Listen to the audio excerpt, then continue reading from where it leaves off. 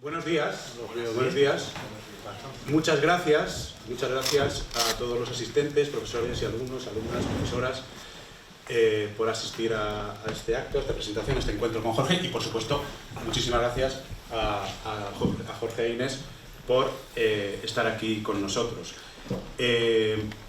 Sé que hay algunas personas de las que están asistiendo al acto que a la 1 tienen que salir corriendo a clase, entonces si la cosa se demorara un poco más, tienen nuestra bendición y nuestro permiso para desfilar con discreción hacia sus quehaceres académicos.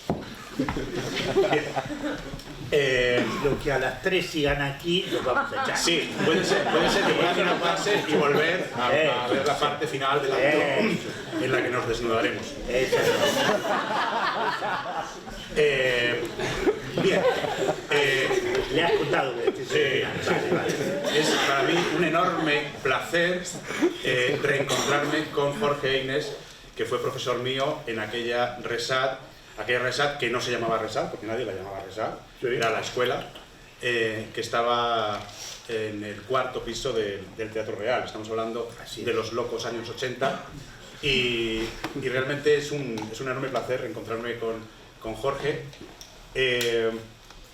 Creo que es un deber de esta institución el poder facilitar estos encuentros de estas generaciones jóvenes, de jóvenes artistas, con artistas y profesores veteranos que además han estado vinculados a esta institución a lo largo de décadas, si no me equivoco, ¿no? Y 20 años. Sí, 2 décadas. Eso, digamos, como línea de trabajo general para esta institución, y creo que estamos en ello, me parece que es muy oportuno, y muy en concreto con gente tan sobresaliente como es Jorge Inés, un hombre que en estos años, aparte de su paso por la escuela y después de su paso por la escuela, ha seguido manteniendo una actividad más que notable, artística, pedagógica, y también como teórico de la enseñanza teatral, como sus publicaciones atestiguan. Sí, ¿no? Sí. Bueno, es que tengo aquí una chuletilla, pues eso sí, han seguido practicando la docencia, la actividad artística, la investigación y publicación en forma de libros, sus hallazgos, sus preguntas, sus certezas, sus incertidumbres acerca del trabajo actoral.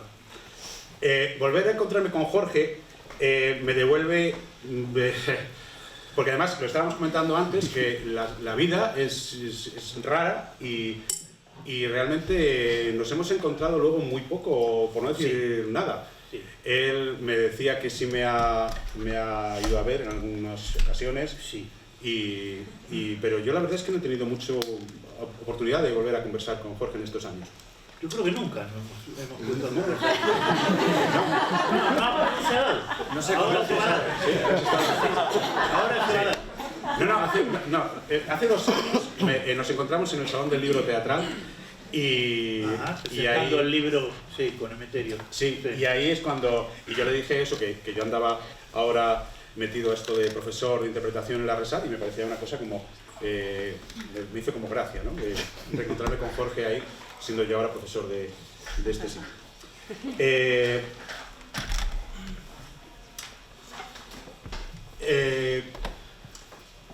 Cuando yo conocí a Jorge en aquella escuela, yo era un muchachito de 19 años al que le habían dicho en el instituto y en la facultad que no se le daba mal esto de actuar, y me creía incluso que algo sabía yo sobre esto, sobre lo que supone el estar encima de un escenario.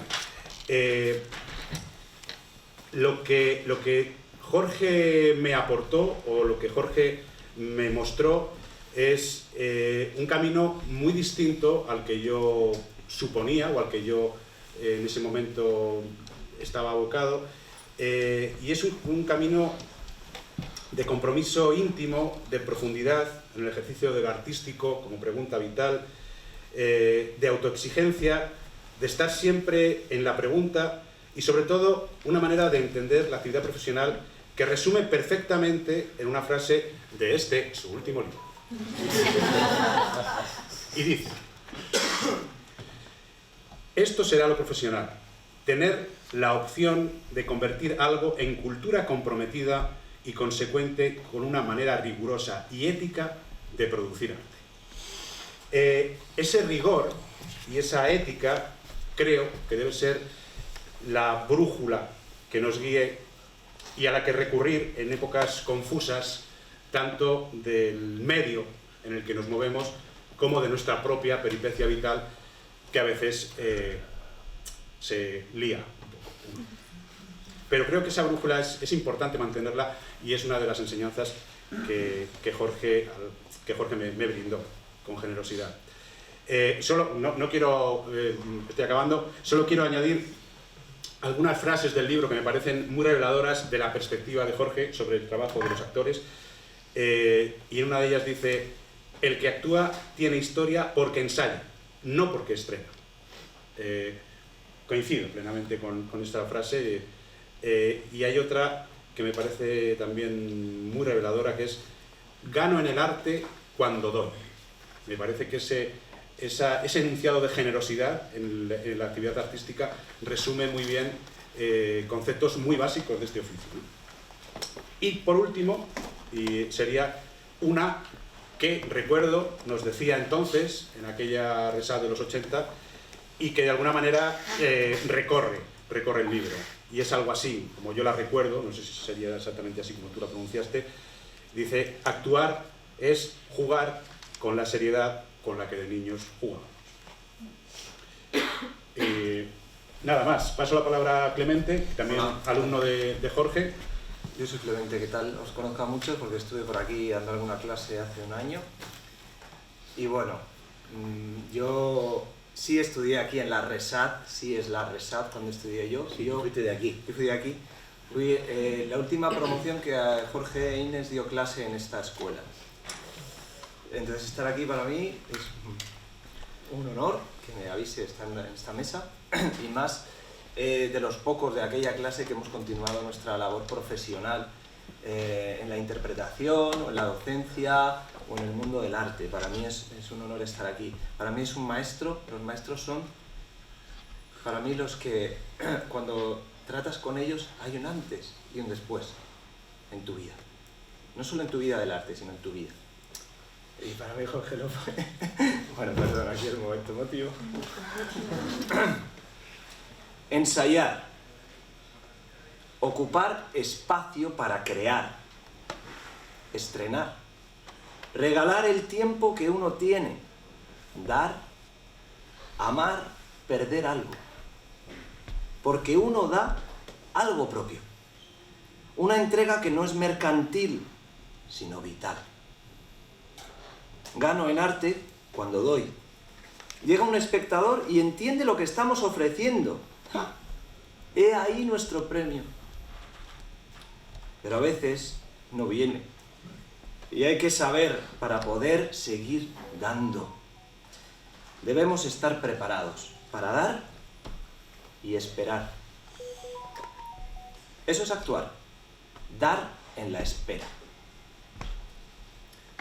Este es el primer capítulo de este 10º libro de esta persona que tenemos aquí. Primer capítulo. 10 libros ha hecho este señor, de las pocas personas que vosotros sabéis que sigue escribiendo sobre teoría interpretativa. Cuando uno va a una librería especializada o busca por internet referencias actuales sobre la interpretación, le cuesta mucho encontrar gente que siga trabajando sobre este oficio, pero en el hoy día, no hacer historias de otros o traducciones de otras personas del pasado. Entonces Jorge activa cada clase, cada ensayo, la pregunta. Y este es el baluarte de su técnica, si me permite decirlo. La pregunta es el baluarte de su enseñanza artística y vital. Sostener la pregunta. Y Jorge, ¿qué es esto de sostener la pregunta? Te puedo preguntar así en plan pregunta a bocajarro. ¿Qué es esto de sostener la pregunta? ¿Tiene que ver con la técnica o qué es esto? Si no hay pregunta, no hay técnica, desde el punto de vista de lo que yo trato de transmitir.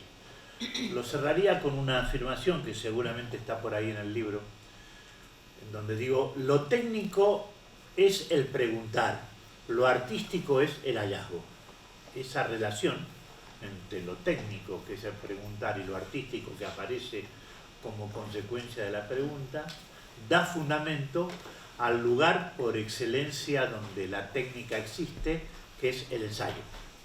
Yo entiendo que el ensayo es el lugar donde aparecen aquellas cosas que yo insisto mucho con este concepto, y perdónenme porque me lo van a escuchar en esta mañana más de una vez. ¿Para qué ensayamos? Para descolocar todo lo instituido. Sí, estoy diciendo esto. Ensayamos para que se descoloque todo lo instituido.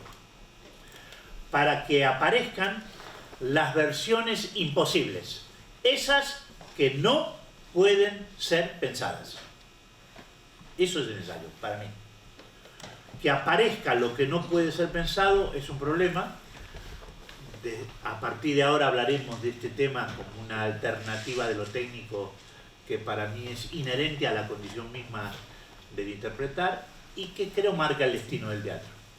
Yo creo que van a pasar algunas cosas que tienen que ver con que finalmente desechemos esa historia de lo que no está en el texto no está en ninguna parte, esa historia que nos han enseñado, a texto sabido no hay mal actor, toda esta historia que nos han llenado la cabeza, ¿no? Si no está en el texto no está en ningún lado. Sí, están justamente en el ensayo, porque no está en el texto. Lo que está en el texto está en el texto, y lo que está en el ensayo es lo que no puede ser pensado, precisamente porque no está en el texto. Hay que descubrirlo. ¿Y para qué descolocar, Jorge? Perdóname. Porque está instituido. No, a ver, yo veo mucho teatro y ves textos descolocados, vamos a romper la ruptura, ¿no? Esta cosa desde la vanguardia está dicha, ¿no? De coger el texto, hacer aquí, no sé, lo de los desnudos que íbamos a hacer después, que hablamos de estas cosas.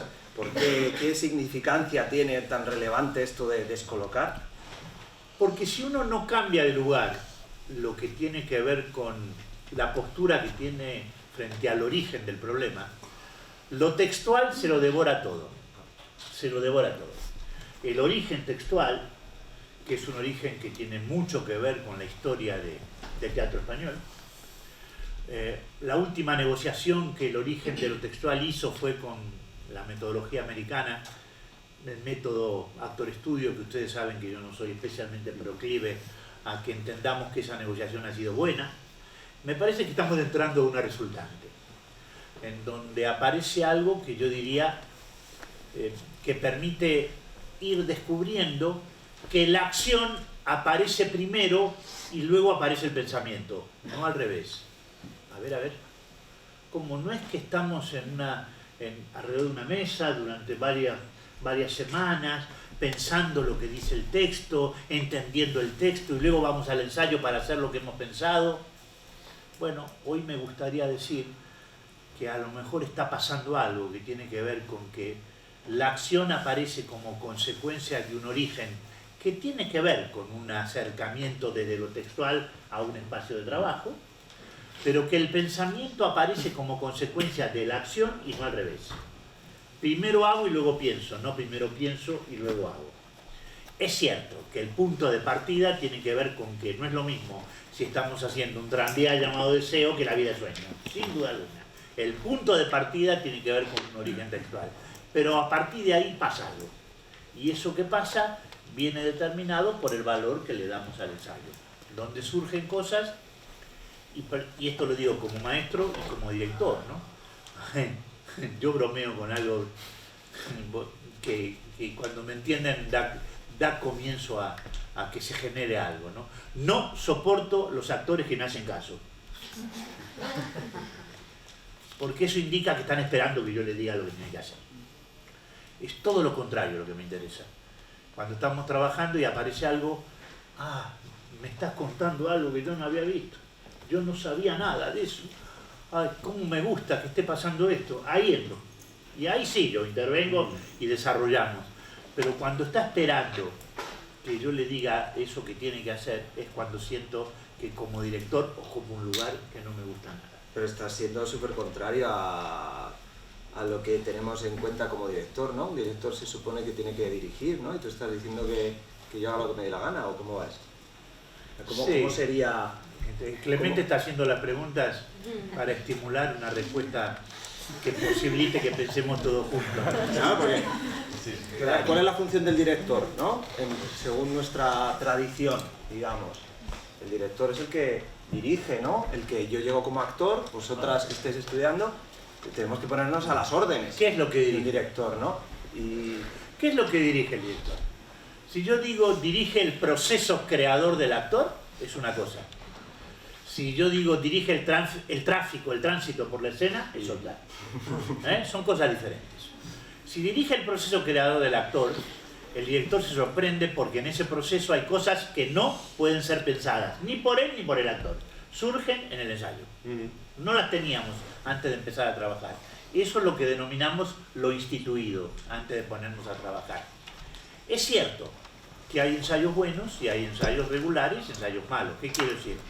Hay ensayos donde aparece muy poco, o lo que aparece es convencional, o lo que aparece tiene que ver con el miedo de equivocarse, o lo que aparece es la dificultad que tiene el actor de asumir que equivocarse es parte de un ensayo, que el error que cometemos a la hora de trabajar es para no anticipar resultados, para que antes de tiempo no aparezcan cosas que hay que tratar de investigar, hay que tratar de desarrollar en el marco de un ensayo. Yo insisto con una cosa que la dije por primera vez montando en Colombia, en México, creo que haciendo en uno de los Ricardo III que hice, lo dije por primera vez, el tema de que me parece que define un poco algo de lo que yo intento propiciar cuando trabajando con un actor, ¿no? O con un alumno para que crea que la técnica se juega en un lugar diferente, que no hacerle caso a la opinión, la decisión y el concepto incluso de una estética antes de que él se ponga a trabajar. Digamos, no hay que pedir permiso, aunque uno después pueda pedir perdón. Para mí, el trabajo del actor tiene que ver con una opción donde se permita entender que no tiene que pedir permiso, aunque después diga, no, esto no sirve. Metafóricamente hablando, digo perdón por no decir, trabajamos, nos equivocamos y eso no sirve. Tenemos que seguir trabajando.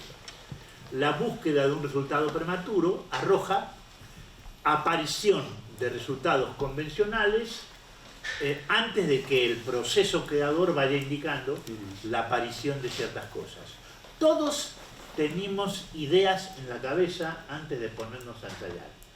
Es un problema hacerle caso unilateralmente a las ideas que tenemos, porque entonces el ensayo es una negociación entre ideas y realidades. En cambio, un ensayo que no es una negociación entre ideas y realidades permite orientar todo hacia una praxis como lugar esencial del conocimiento. O sea, que el ensayo es un lugar de conocimiento, quiere decir. Así es, 100%. O sea, yo cuando ensayo, pero 100%. ¿qué conozco? La vida, Bueno, la técnica. Conoces la técnica. Entonces, esto lo planteé por primera vez en el Congreso de Stanislavski en el año 91, que fui convocado en la Unión Soviética, cuando era en la Unión Soviética. Llegué a Madrid de Almería y Ana Antón Pacheco me llamó, era directora general de teatro, y me dijo, Monleón me dijo que el único que puede ir al Congreso de Stanislavski es usted. Digo, no tengo nada. Sí, pero es dentro de 20 días. Me encerré, me acuerdo, así fue, me encerré en una casa en Sargalejo y escribí lo que luego planteé en el Congreso de Stanislavski, donde planteé por primera vez este concepto, tanto es así que discutimos con los amigos, entre otras cosas porque yo creo que Stanislavski se equivocó en mucho de lo que hizo, dijo, planteó, estipuló, pero tuvo una virtud enorme. Habló, dijo y planteó todo aquello de lo que había que plantear algo, con lo cual lo dejó en la mesa. O sea, como que rompió algo. Dijo, rompió, eso está ahí. ¿Se equivocó? Pero lo puso ahí. Eso es, ¿no? Lo sacó. Se equivocó, pero dijo, pero está ahí. Ahí entramos alguna gente y dijimos, con eso que planteó, yo creo que aquí hay una otra cosa. Esa otra cosa que yo por primera vez planteo en el Congreso de Stanislavski, que está en El actor pide, que es el libro anterior a que yo me fuera de la RESAC para escribir Hacer actuar. Después les puedo contar, pero yo me fui, dejé la cátedra para escribir Hacer actuar, que es el cuarto libro. Pero el tercero era El actor pide, donde yo planteo por primera vez este problema de la acción en el marco de un ensayo como una metodología de conocimiento. La acción como una praxis reveladora de algo que no está. que no tiene que ver ni con las ideas previas a ponerme a ensayar, ni con el resultado al cual quiero llegar antes de tiempo. Empiezo a trabajar y la acción es como una lupa que me va permitiendo entrar a cosas que no había, que no sabía dónde estaban. Ahí yo planteo en el Congreso algo que Stanislavski no había planteado de forma, por otra parte, tan precisa. Entre otras cosas, en ningún lugar de la obra de Stanislavski hay una definición de lo que es la acción escénica, dicha por él. Lo dice Boris Ajava, que fue un discípulo, y describe lo que es una acción, pero Stanislavski en ningún lugar lo dice, en ningún lugar. Con lo cual, yo me la sé, yo me la aprendí. De tanto que te la dije. A ver, ¿cuál es? Acto de la voluntad consciente, o sea, un acto de la voluntad, volutivo que yo quiero hacerlo, acto de la voluntad consciente, que yo quiero, tendiente a un fin determinado. Así es. Tendiente que va hacia, puede que llegue o no, seguramente no llegue nunca, pero es un acto que yo quiero hacer para conseguir algo. Tendiente a un fin determinado, un objetivo, un algo concreto, y cuanto más concreto, así es. Eso lo plantea Boris Ajava, Stanislavski no lo dice en ningún lado, no lo dice en ningún lado, y en el desarrollo del primer Stanislavski, que es lo que hiperboliza a los amigos del Actor Studio y todas esas cosas, que hiperbolizan ese primer momento, y el segundo Stanislavski, que tiene que ver con la acción, hay un desarrollo de cosas donde en el medio la valoración del ensayo como circunstancia de ámbito nociológico, de conocimiento, donde uso el ensayo para conocer. Antes de dar por hecho que estoy conociendo, estoy tratando de abrir un camino de cosas que no están. Tengo que remangarme y conocer. Y en ese conocimiento van apareciendo algunas que van cristalizando en la captación de desarrollos de acción que nos van permitiendo construir una situación y un personaje. Y ahí va integrándose el texto, aparece la estructura técnica interpretativa, que en todo caso es probablemente... En cualquier caso, ¿cómo sostengo yo eso? O sea, con técnica. Con técnica. ¿Y la técnica tú a qué llamas técnica? Porque en tu libro la palabra más dicha es ensayo. La palabra más... Las he contado, claro. Sí, yo denomino técnica... ¿A qué llamas técnica? Sí. ¿No? Pues la técnica claro. es... ¿Qué es eso? Aquello que ocurre en el ensayo cuando consigo entrar por un lugar no previsto. En ese desarrollo van apareciendo algunas cosas que no estaban antes que yo llegue a ese lugar. En realidad, he hecho algunas experiencias al respecto para poder luego escribir libros, ¿no? Hice 2 Ricardo III, 2 Macbeth, 2 Coriolanos en distintos lugares del mundo, con el mismo texto, con una versión mía sobre Ricardo III, Macbeth y Coriolano. En los 6 casos salió diferente. ¿Por qué?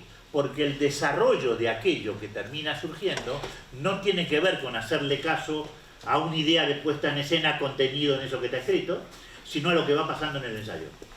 Y como en el ensayo pasaron cosas muy diferentes, porque había actores completamente diferentes, salieron propuestas completamente diferentes, con exactamente el mismo texto. Exactamente el mismo texto.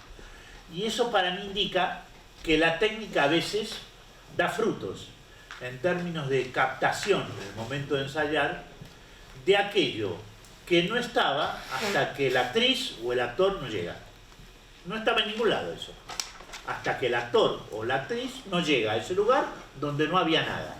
Sí, lo que había era una idea de lo que uno ha leído, un concepto, eso.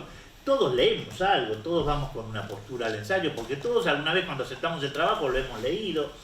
Y yo sé que esto es un tema que aparece como una raíz, pero el origen textual,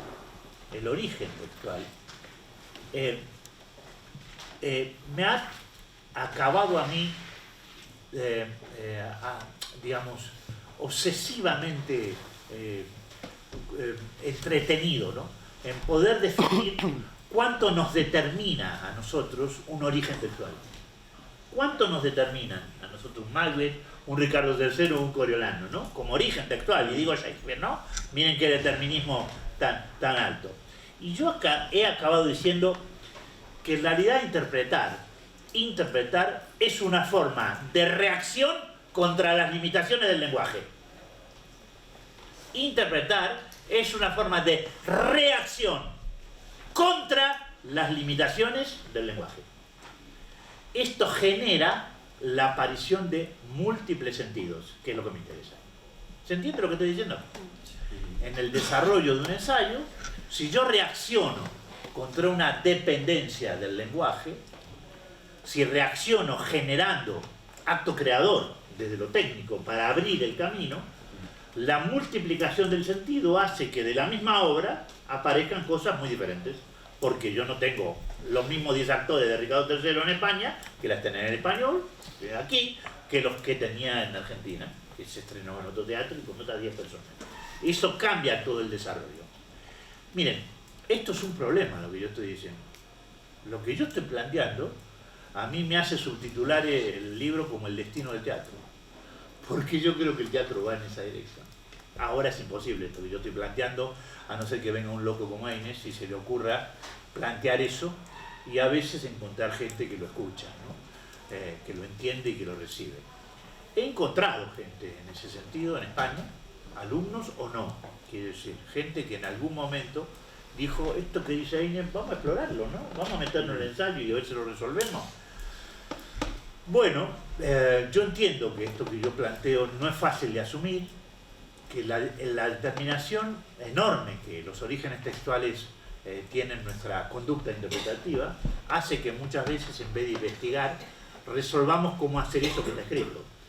Con lo cual, ¿qué hacemos en vez de interpretar como reacción contra la limitación del lenguaje?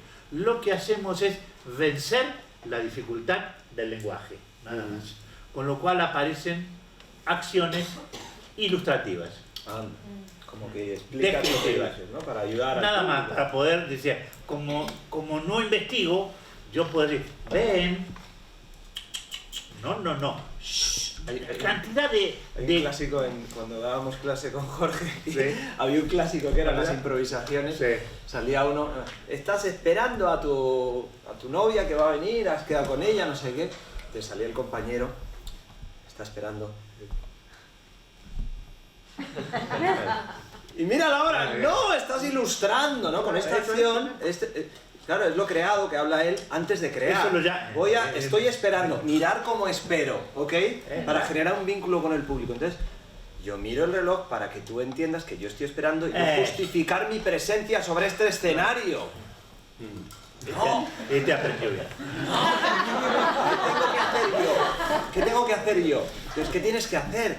No. Esto bueno, estás esperando. ¿Dónde estás esperando? ¿No? El entorno, trabajo con el entorno. Igual, no ilustres el entorno. Entonces, bueno, voy a esperar. Estoy en mi habitación esperando, ok. Y yo ya me hago preguntas. Ya trabajo la técnica, que es la pregunta. Me hago preguntas. Pero no me hago preguntas para que tú lo veas, sino me hago preguntas para yo conocer. Incluso me hago preguntas para detener, postergar, controlar lo creado antes de crear, que es un concepto que a mí me gusta muchísimo, que ustedes entiendan. Todo eso que llevamos puesto, yo lo denomino lo creado antes de crear. No sirve. Estamos creando, señores. Empecemos a trabajar. Claro, empezamos. ¿Cómo espero? ¿No? Entonces son preguntas íntimas, personales. No lo sé, lo tengo que escribir en el ensayo. ¿Puedo pensar cómo espero? Sí puedo pensar cómo espero. Puedo hacer una tesis doctoral de cómo espera a una persona a su novia. Pero ¿cómo espero? Realmente es en el aquí y ahora del momento. Eso es. Concreto, en la situación imaginaria que yo me he construido y cómo me estoy viviendo en ese momento, que cada día es diferente.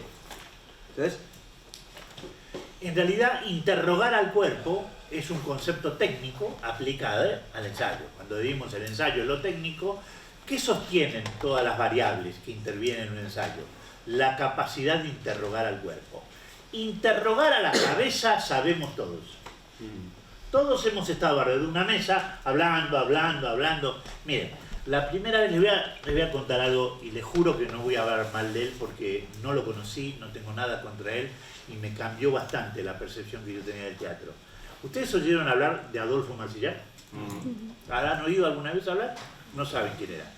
Adolfo fue director de la Compañía Nacional de Teatro Clásico. ¿Sí? Esto lo hablamos, ¿no? En Meterio, creo que cuando escribimos el libro. Entonces, yo no tuve ningún vínculo con Adolfo, pero fue muchos años. Tú trabajaste con él. Yo trabajé con él. Ahí te vi. Muchos años. Muchos años, lo sé. Yo te vi ahí varias veces. Ya te iba a ver la tipa que te ven ahí. Era lo mejor. Y no miento, ¿eh? Y no miento, te lo juro que no miento. Iba a Un poco verte, me pelotero. interesaba porque yo voy a ver a mi gente. Claro, sí, claro, te voy a ver. De mí no dice nada. Te juro. Entonces Adolfo, que no conocí, claro, yo tenía alumnos que habían estudiado con él. Y una alumna que había estudiado con él era Natalia Millán.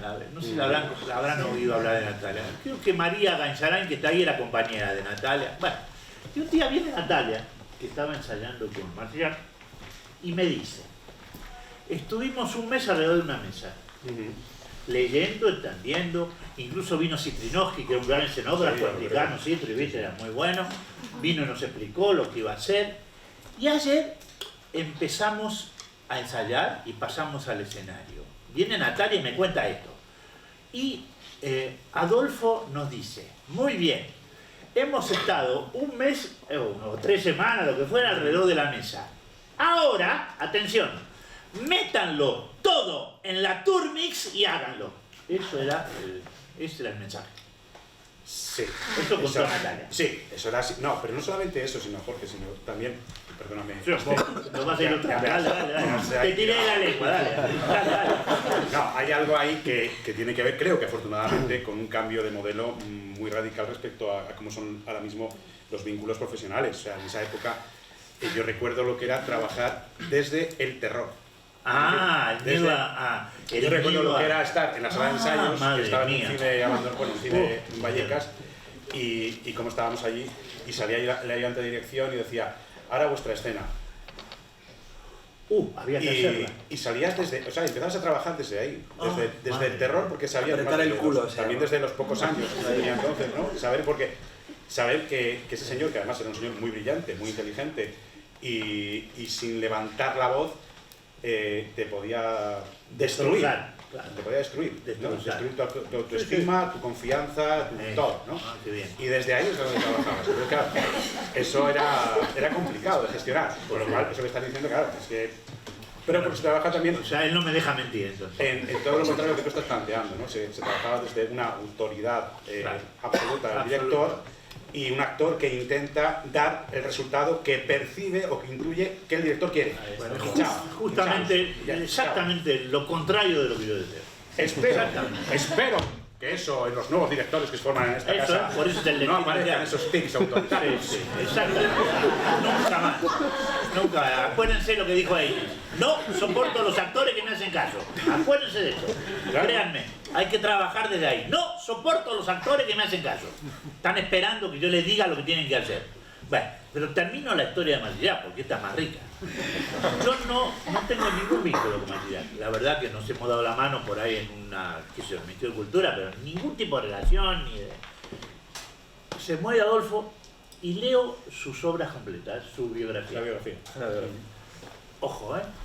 Y en la biografía leo en 3 lugares diferentes, es decir, que lo repite, no lo dice una sola vez, lo dice en 3 lugares diferentes, algo que me impresionó mucho.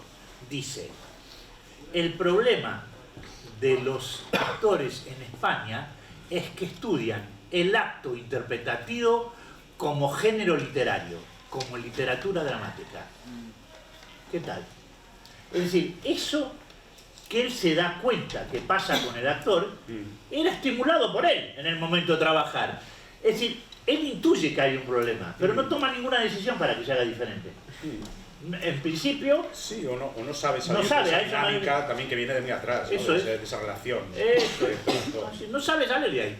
Claro, eso a mí me impresiona porque me parece que tenemos una tarea que hacer. No sé cuántos directores habrá aquí, pero me encantaría que en este espacio se generen interrogantes profundos alrededor de cuál es el rol de un director. La sensación de que uno de órdenes y esté muy contento viendo cómo el actor las reproduce, ¿qué genera? Una anticipación. Se estimula la ansiedad, la anticipación y la racionalidad. Los 3 venenos del actor. Los 3 los estimula el director. Anticipación, ansiedad, racionalidad. Los 3 al mismo tiempo, que son venenos. Dije venenos, ¿eh? Eso los estimula. Con lo cual, Hay una cosa peor, Jorge, que es, Sí. que es el actor o la actriz que que quiere a ese director, que no sabe trabajar con su cuerpo, con su... Entonces, que necesita un director o directora que le dirija, que le canalice. Y esto se ve en el mundo profesional, ¿no? Dime qué tengo que hacer. Sí. ¿No? ¿Dónde me pongo? ¿Conocéis a Will King? Sí. Él es un actor y director muy potente, me parece muy interesante. Y él hablaba de esto, de cómo percibía, ¿no? la actitud del actor español como una actitud de a ver, ¿qué tengo que hacer? Eso es. Dime lo que espero a recibir órdenes. Funcionarial en el peor de los sentidos. Actor funcionarial. Así es, Patiño. Dime y yo te reproduzco lo que tú quieres conceptualmente, tu concepto racional, yo lo llevo a mi concepto racional y yo lo traduzco a mi cuerpo. Y esto del cuerpo que piensa, esto de interrogar al cuerpo, ¿dónde queda? Claro, todo esto que planteas. Es decir, a mí la filosofía me ha dado para pensar, y un filósofo que me ha dado mucho para pensar es Baruch Spinoza, que recomiendo. Cuando uno descubre Spinoza, lo descubre en su lugar más decisivo respecto a la comprensión de aspectos que tienen que ver con el arte del actor. Si alguien quiere dedicarse a la dirección, casi debería obligatoriamente leer a Spinoza. Porque Spinoza se hace algunas preguntas respecto al tema del acto interpretativo y una esencial. Nadie sabe lo que puede un cuerpo. Nadie sabe lo que puede un cuerpo. No nadie sabe lo que puede pensar. Más o menos eso sabemos. Claro, si nadie sabe lo que puede un cuerpo y uno es actriz o actor y quiere ponerse a descubrirlo, eso es un viaje. El ensayo se convierte en una fiesta. Y ese día a veces salen cosas y otras no, pero sabemos que van a salir. Créanme que a la larga sale. Les juro que he hecho demasiadas, ¿no? 50 puestas en escena, llevo en mi vida 40 y tantas, ¿no?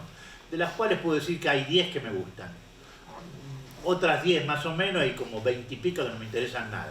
¿Por qué? Porque son conciliaciones, son aceptaciones de cosas donde me metí porque en el fondo yo quería ser un conciliador. Me hacía ensayo 100 y tenía eso, pero al mismo tiempo, claro, en esas conciliaciones me encontré con gente que sí metabolizó. Trabajar con Juan Diego, que en paz descanse, trabajar con Juan Diego fue una fiesta.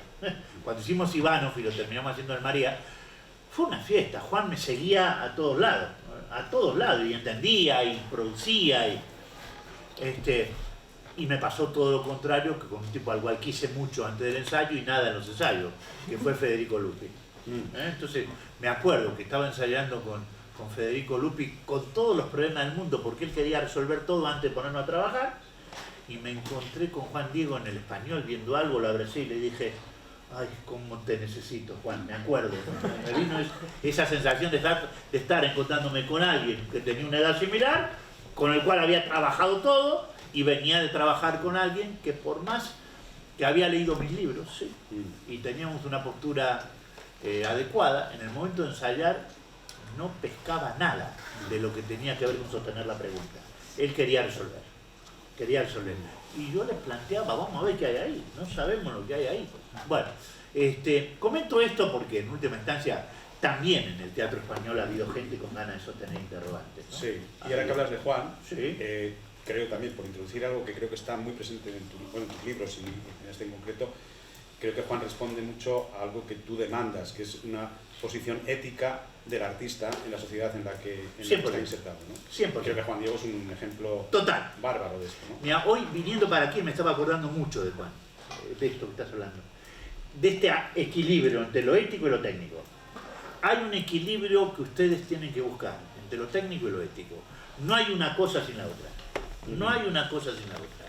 Y ese esfuerzo de sostener lo técnico desde una postura ética, si precede la elección vuestra de los momentos de trabajo, es muy grande, porque en última instancia la fama es un entierro prematuro, ¿no? Es que es una mierda, eso no sirve para nada. El prestigio, ay, qué bien, no sirve para nada. Eso, donde uno se la juega es cuando está ahí trabajando, ¿no? Estamos ahí trabajando. Estamos ahí, ¿no? Entonces, cuando estamos ahí y sostenemos eso y creemos que eso vale la pena, ahí uno se da cuenta que todo aquello que tenía que ver con lo que el mercado nos quiere contar, perdón, El mercado nos quiere contar a cada uno que uno es actor porque gana prestigio, gana dinero, gana fama, uno es actor solo, es profesional o director si gana en esas cosas. Y yo digo todo lo contrario, ¿no? Pero lo digo, uno gana si da, ¿no? Uno gana si da, no gana si está esperando. Entonces, claro, yo insisto con este concepto, ¿qué es ser profesional? Ser profesional es hacer lo que uno tiene que hacer con un rigor ético y técnico. Saber lo que tiene que hacer y construir para que en el momento del ensayo uno asuma que sabe cómo buscar. A veces sale mejor, a veces sale peor, a veces viene mucha gente, a veces no viene nadie, a veces gano dinero, pero es lo que hay, En última instancia, el 95% de nosotros tendrá episodios buenos, regulares y malos. Esto es lo que hay. Y habrá un 5% que llega a un lugar de consolidación de, qué bien, no me siento profesional porque soy muy famoso y gano más dinero que otro. Es una muerte prematura, créanme. Se quedan agarrados ahí, porque he conocido más de una situación de ese tipo donde no hay nada bueno ahí que tenga que ver con... Lo único bueno está lo que dicen los demás, lo que creen los demás, ¿no? Lo que el mercado te adjudica. Ahora, desde el punto de vista de lo que uno siente que tiene que ver con lo que ocurre, o me la juego, lo descubro y aparece en un ensayo, o no aparece en ningún lado. Por eso insisto que el tema es la cantidad de ensayos, no la cantidad de estrenos. La cantidad de veces que me planteé buenas preguntas. Después en el estreno aparece eso que yo investigué y que trabajé.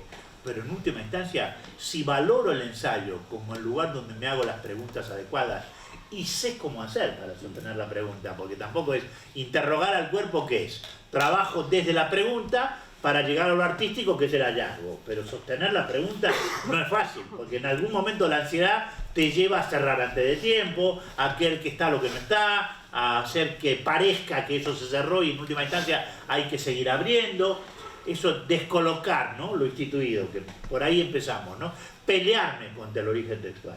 Sí, además lo que dice Jorge, yo aplicando un poco la técnica de Jorge y como que va floreciendo como intérprete con los años, luego trabajando con otras directores, ¿desde dónde estoy trabajando? Es mi pregunta siempre que abordo proyectos en otras direcciones de no tanta libertad. ¿Desde dónde estoy trabajando? ¿Desde dónde estoy preguntándome las cosas? ¿No? Eso es, para mí es el punto de inflexión, cuando entiendes que desde dónde te preguntas, desde dónde movilizas a tu cuerpo, desde dónde escuchas a tu cuerpo, ¿no? Y eso es una ética en el sentido de que si consideramos que al ensayar la acción nos da conocimiento, ¿vale? Tú te estás basando en una pregunta para que te dé conocimiento, ¿entiendes? Entonces cada ensayo es conocimiento sobre tu personaje, sobre tu situación, sobre tu vida, sobre tu forma de estar en el mundo, que pones en duda al ensayo siguiente, ¿ok? No para agarrarlo y decir, he encontrado la verdad, Jorge, mira.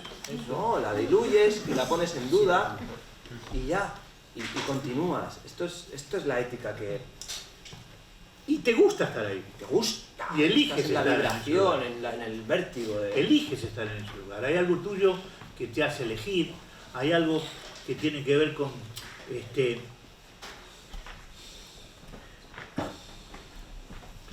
La técnica no es algo que se tiene incluso, miren, a ver si lo podemos entender, es algo que se construye. No es que la tengo ahí, yo tengo... No, es algo que se construye. Y se construye en el momento de trabajar. Por eso me doy cuenta que estoy capacitado para construir un personaje. No es que soy un sabio porque tengo la técnica para...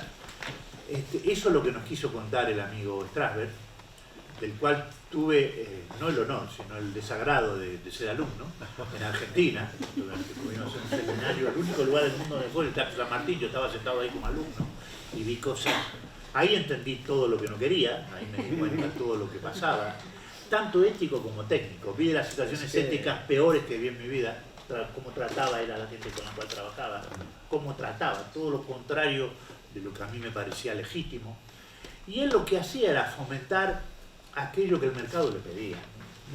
Si yo era el actor, encontrar el concepto de que la emoción incluso es algo que responde a algo que se crea en una ficción. No se trata de que tú tengas que emocionarte por el perrito que te mataron cuando tenías 5 años para...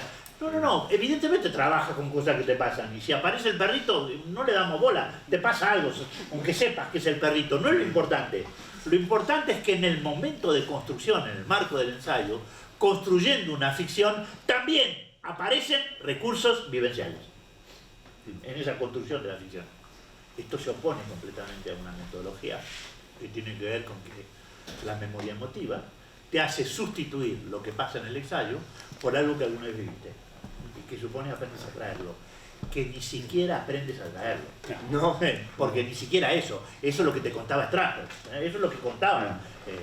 Y el hijo, John Strasberg ya era aún peor que el padre, porque para colmo ya lo del hijo era utilizar el apellido nada más, con mucha menos me encanto que el padre, porque el padre por lo menos había salido en El Padrino y tenía un cierto encanto, ¿no? No, el hijo ni siquiera, ¿no? Era simplemente porque se llamaba Strasberg, ¿no? Entonces, bueno, vendía, ¿viste? Vendía eso, nada más. Bueno, entonces... ¿Te puedo interrumpir? Ya que estamos hablando de Strasberg, voy a leer una cosita y luego te pregunto. Dice Jorge en uno de los capítulos, mis aportes teóricos pretenden ser un ataque contra la degeneración ética y técnica de lo teatral. Wow. Cuando queda atrapado entre la estética de la naturalidad y las exigencias del mercado. ¿Qué es esto de la naturalidad y las exigencias del mercado? Porque ahora, vale que Strasberg en su momento hablaba, pero ahora a nosotros los actores nos piden en las series, así es, o incluso en las funciones de teatro, ¿no? Una naturalidad, ¿no? Ser naturales, ser natural, hazlo como en la vida. ¿Qué opinas tú de esto y hacia dónde piensas tú que...? Aquí entramos en un territorio muy largo, ¿sí? Yo hablo del destino del teatro, no de la interpretación en general, ¿vale? Por eso subtitulé El destino del teatro. Si cambia la postura ético-técnica frente al problema del ensayo, cambia todo lo que en última instancia estamos buscando. El seminario que di el pasado fin de semana en Valencia, presenté el libro. Y como hay alumnos míos por todos lados, hay una escuela que se llama Escuela que lleva Pablo Corral, que es un alumno de la época incluso tú, de Patiño, y puso una escuela y dimos un seminario del fin de sábado y domingo. Hicimos 16 horas, 8 horas por día. El nombre del seminario, ¿saben cuál era? Era acto interpretativo, punto.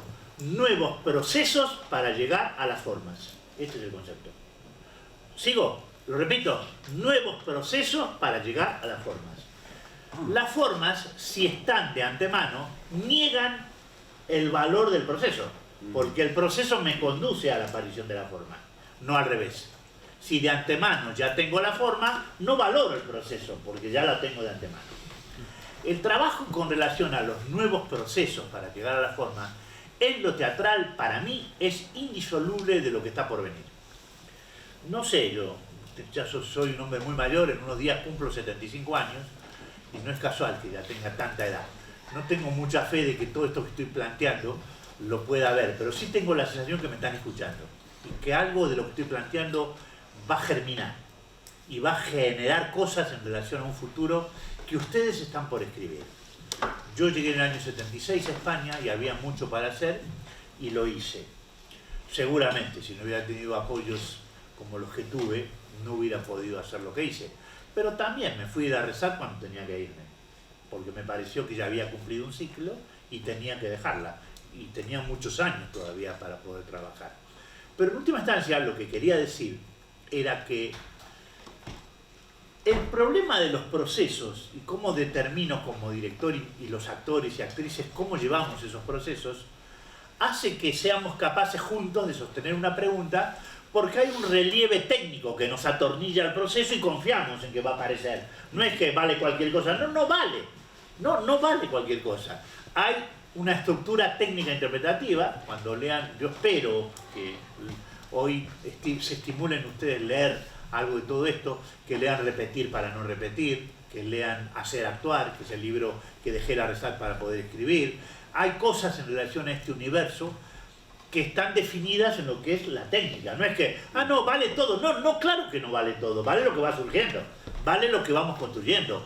Vale porque hay un momento en que tenemos que construir una estructura técnica que tiene un objetivo, que tiene un entorno, que tiene un texto y tiene unas acciones. Y luego tiene la contingencia, que son los 5 elementos de la estructura técnica. Y eso aparece en el trabajo. No es que todo vale gratuita. No, es que ahí le da todo por válido. No, no. Todo por válido de lo que estamos construyendo. Todo por válido de lo que va a aparecer, y como va surgiendo, lo vamos estructurando para que sea posible volver a recuperarlo. Porque la estructura que permite repetir para no repetir. Repetir para no repetir. Eso es lo que permite la estructura. Sin lugar a dudas, este es uno de los problemas, digamos, que tenemos. Un actor preparado con dosis de técnica suficiente es capaz de construir y luego es capaz de llegar a reproducir aquello que ha construido, y porque tiene técnica puede repetirlo, aunque lo que le está pasando en cada momento responde a lo que acontece en ese momento en donde se la está jugando frente a eso que es imposible de recuperar, que no sea de otra manera que frente a un aquí y ahora, donde su sentido de la verdad lo hace responsable de la escultura de algo que es efímero. Esculpe algo que es efímero. Esa escultura de lo efímero lo hace responsable de algo. Sabe que se pierde, pero mañana esculpe de nuevo. Sigue siendo efímero. Claro, y lo que dices de técnica gracias a la técnica, gracias a, y yo te digo, la técnica, como hemos dicho antes, es sostener la pregunta, tender hacia este cuerpo, sí. Con el que te preguntas, este cuerpo que está pensando, este cuerpo que piensa. Esto es lo que habla Jorge como técnica, ¿no? Para entender todo el dibujo un poquito... Sí, es complejo, pero... Él me preguntó, yo no cerré la pregunta respecto al tema de lo que pide el mercado, ¿no? No, respecto a la naturalidad. La naturalidad, ¿qué es lo que pide el mercado? ¿Qué es lo que pide el mercado? Uno ve una serie y ve cuál es la exigencia. Ayer, sin ir más lejos, veo un actor argentino, a lo mejor vieron la serie, es Oscar Martínez, que está haciendo una serie que se llama Galgos. Es una serie que hay en Movistar. Yo la empecé a ver porque está Oscar, que es un amigo. Y Oscar, que es a quien conozco muy bien, digamos, como actor, es mucho más que la limitación que le han impuesto en la serie. Porque a pesar de todo, que la serie tiene algunas cosas que pueden ser interesantes, se ve muy claro la exigencia de sostener una expresión basada en la naturalidad, que es un fenómeno propio de lo televisivo, lo cinematográfico. A Fellini no se le ocurría el problema de la naturalidad, era bastante más que eso. Esos problemas no, la Truffaut tampoco, ni en La Noche Americana. No, cuando había con qué, la naturalidad, pues, ¿qué es lo que esos directores entienden o entendían? Que hay una verdad para ser representada, claro que sí. Que hay un sentido de la verdad que ese actor sostiene frente al problema de la cámara que se le pone ahí. Y no tiene que ver con una naturalidad dentro de la cual puedo meter todo, porque en última instancia el mercado necesita mucha cosa de naturalidad, porque la mayor parte de eso lo va a tirar, lo va a eliminar, pero otras cosas sí valen, y otras cosas que tienen que ver con la exigencia del espectador tienen que estar colocadas en un lugar de facilidad. Yo creo que entender esto a nosotros nos debería permitir pensar que el cine y la televisión va a seguir pidiendo más o menos algo similar, que nosotros tenemos otro lugar generador de realidades creadoras que tiene que ver con el valor que le damos a un proceso donde, porque hacemos teatro, le damos valor al ensayo, porque sabemos cómo ensayar, creemos que ahí van a surgir algunas cosas que de otra manera no van a aparecer. En el cine, en televisión, el actor tiene que producir muy rápido, en muy poco tiempo, generando algo que sea muy fácilmente leído por el espectador. Ahí hay unos problemas donde cada uno de ustedes, cada uno de nosotros, tendrá que ver cómo hace para no dejarse manipular por los valores del mercado. El pensamiento crítico es nuestra defensa contra la manipulación, no hay duda. Si tenemos un pensamiento crítico, podemos asumir algunas cosas que de otra manera no asumimos.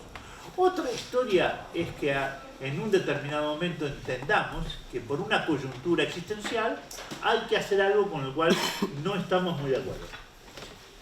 Si sabemos que lo estamos haciendo porque esa coyuntura así lo exige, es mejor que si no lo sabemos. Claro, yo perdona que te interrumpa, Sí.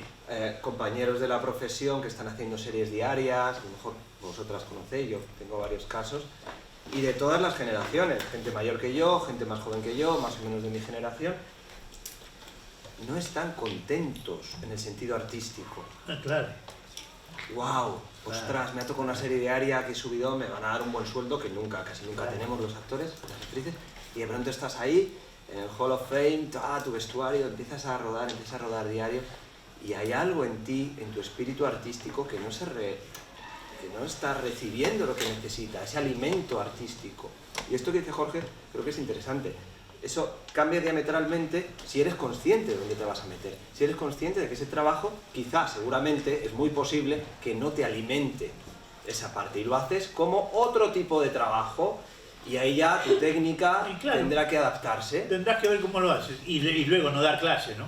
No te pelees con el director explicándole que lo tuyo... Si lo tienes que hacer, hazlo. Pero hace un trabajo previo. Exacto, ahí hazlo. Eso es, hazlo. Arréglate para poder hacerlo. No estés peleando, ¿no? No tienes otro remedio. Vas a tener que estar ahí. Porque después se ajustó el tema de las redes, esa sensibilidad creada alrededor de un universo. De que sí, las redes no crean una sociabilidad real. Esto es real, ¿no? Esto es sociabilidad real. Las redes no crean sociabilidad real. No crean comunicación, crean conexiones. Es diferente a una comunicación. Yo ahora estoy sintiendo que nos estamos comunicando. Ahora podríamos haber estado en contacto por las redes con todos los que están aquí y creer que eso tenía que ver con algún grado de conexión entre nosotros, lo cual no quiere decir que hubiera habido comunicación. De eso estoy absolutamente seguro. Crean fantasías las redes de que uno pertenece a un grupo. Crean una fantasía, yo pertenezco a un grupo, ¿no? La fantasía esa de pertenencia a algo, las redes la estimulan. El like no existe en la vida real, solo existe ahí. En la vida real no hay like.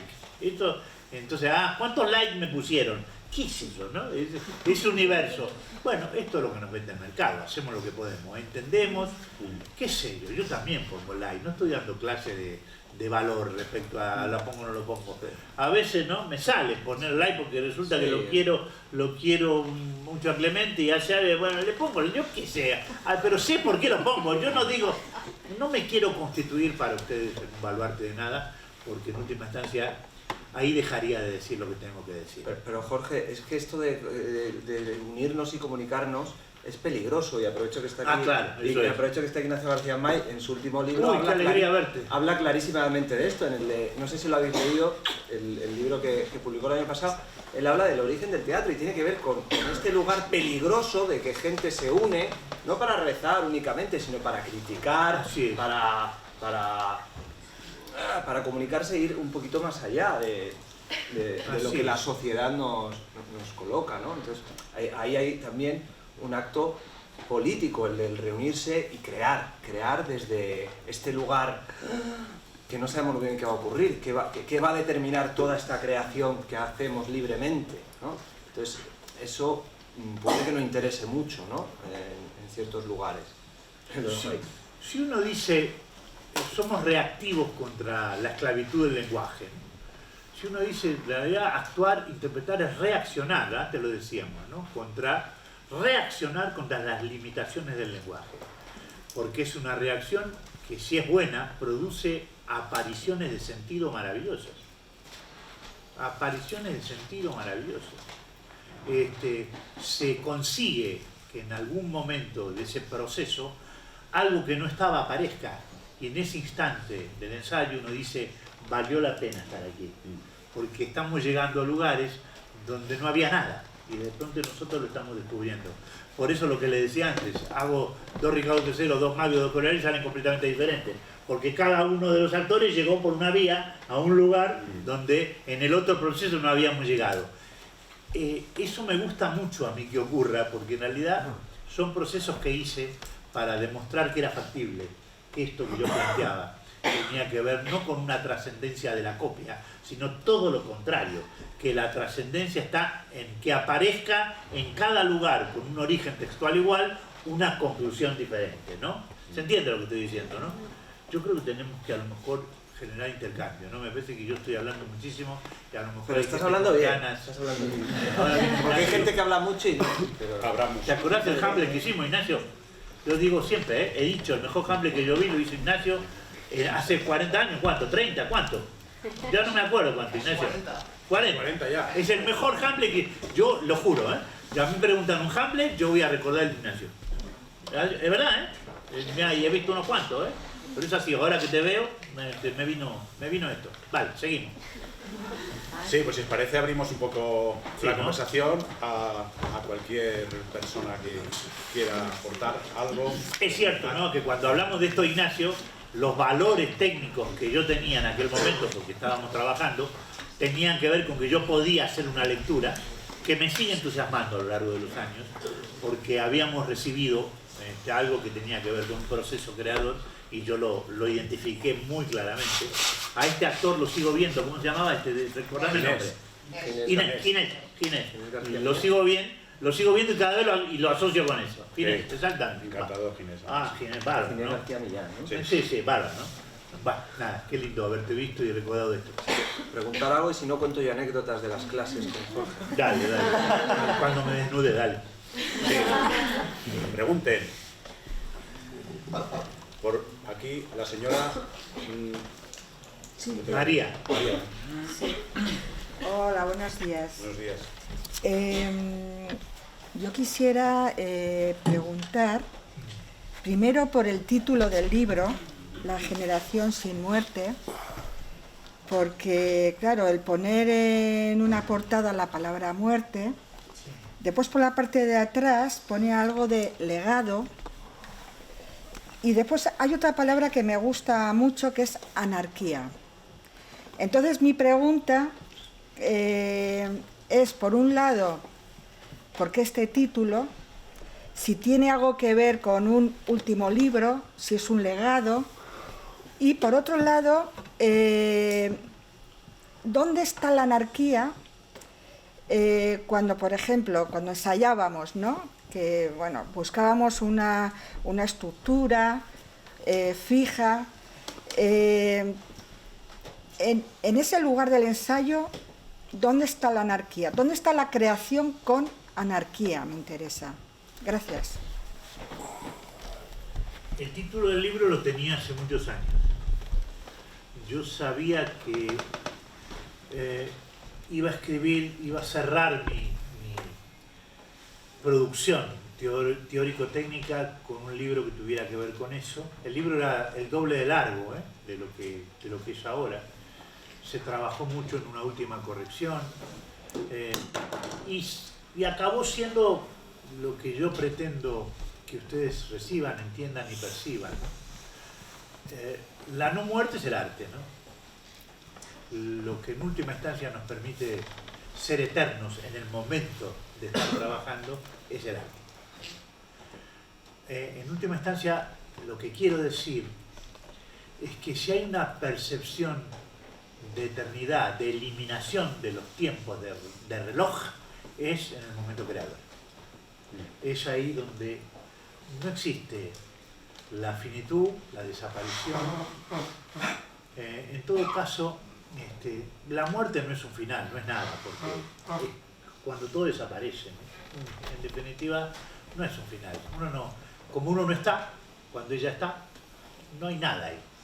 Uno puede enterarse de lo que es la finitud en tanto y en cuanto en un ensayo siente que desearía quedarse a vivir en ese instante. Desearía quedarse a vivir. Que ahí desaparecen los tiempos de reloj porque me gusta estar ahí. Quiero decir, este es un momento fecundo que estamos ahora viviendo. Hay un encuentro aquí. Y yo tengo la sensación de que estamos creando algo juntos, que estamos pudiendo escucharnos. Entre otras cosas, vine con expectativas raras, me escribió el director que no podía venir, me quedé mal, me dice que no podía, a lo mejor si hubiera venido Pablo esto no se hubiera dado, porque era lo oficial, yo no lo conozco, no fue algo Son mío. 20 años que no viene por la escuela, le he arrastrado yo. Sí.